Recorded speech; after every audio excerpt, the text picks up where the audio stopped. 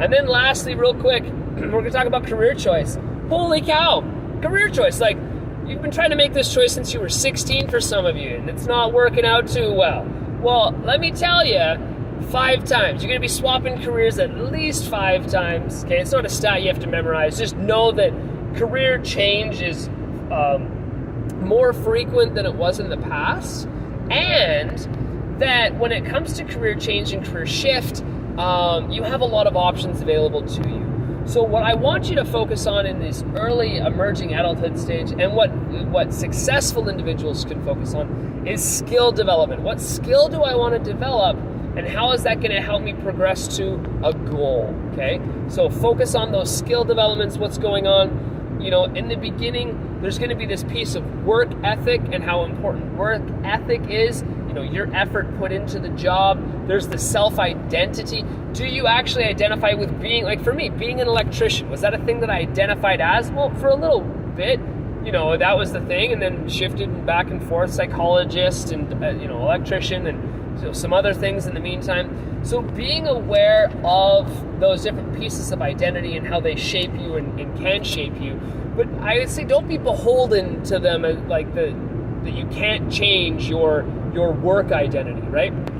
Self-fulfillment. What type of fulfillment do you get out of the job, right? Are you there just for the money, but are you or are you there for the skill?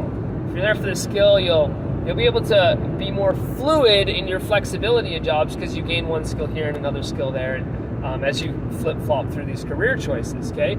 Self-worth, right? Do you gain recognition and respect for jobs that are done well? Maybe you do, maybe you don't. Maybe it's one of those things that that job isn't going to help your self-worth, and so you'll get out of there and go find something that does help with your self-worth. When it comes to socialization, does your experience and the coworkers that you have, that social experience, does that bleed out or extend into your other realms? For me, not so much. It hasn't been such a thing where my coworkers have been the people that I go hang out with on the weekend. Do I enjoy my coworkers? Absolutely. Love my coworkers, right? For the most part, I love them, especially here at the college. Like, it's amazing. But when it comes to, going to be buddies and doing things afterward, not all the time, right? Of all the workers that I've had, there's one coworker, two coworkers, the grand history of coworkers that I do stuff outside of work with, and I've worked with many people, right? Public roles, okay? Focusing on public roles, like what work roles help define your function in the community? Do they define your function in the community? And if they do, can your experience at work add to your capacity to serve your community, and whatever community that might be, right? So there are some focuses for you for chapter 13 as we talk about this emerging adulthood.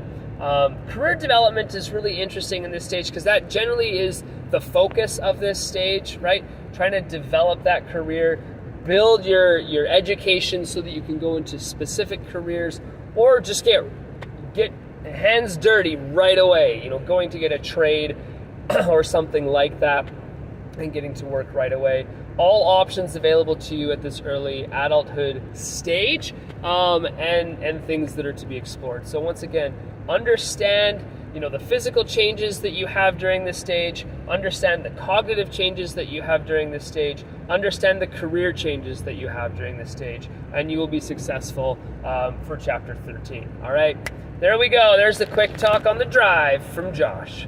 Happy studying.